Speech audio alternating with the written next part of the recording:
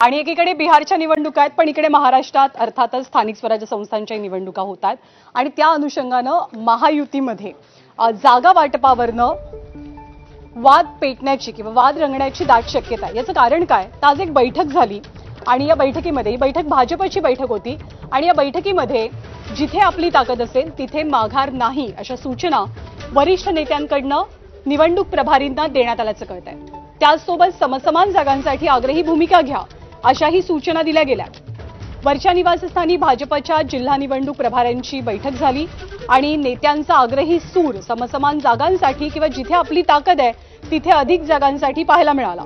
त्यामुळे आगामी निवडणुकीत महायुतीत जागा वाटपावरनं वाद रंगण्याची किंवा वाद पेटण्याची शक्यता नाकारता येत नाही। अभिषेक मुठाळ आपल्याला अधिक माहिती देतील।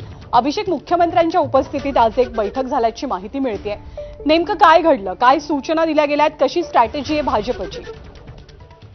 एकूणच स्थानिक स्वराज्य संस्थांच्या निवडणुकीला एकूणच तयारी जी आहे ती सगळ्याच पक्षांची सुरू झाल्याचं पाहायला मिळत आहे आणि अशातच बैठकांचं सत्र देखील आज आपल्याला पार पडताना पाहायला मिळालेलं आहे।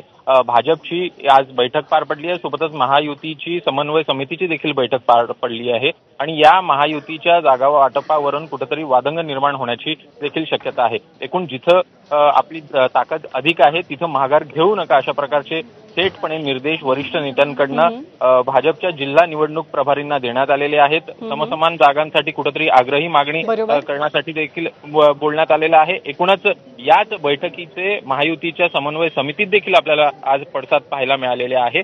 या एकूणच पाहायचं तर भाजपच्या या बैठकीचे हे पडसाद होत असताना कुठेतरी वाद जे आहेत महायुतीमध्ये ते देखील येत्या काळामध्ये आपल्याला पाहायला मिळू शकतात आणि त्यामुळे येत्या काळात हे तिन्ही पक्ष एकत्र राहतात का किंवा कशा प्रकारे पुढे जात आहेत की स्वबळावरचा नारा देतात हे बघणं देखील महत्त्वाचं असेल। अभिषेक, धन्यवाद या सगळ्या माहितीबद्दल।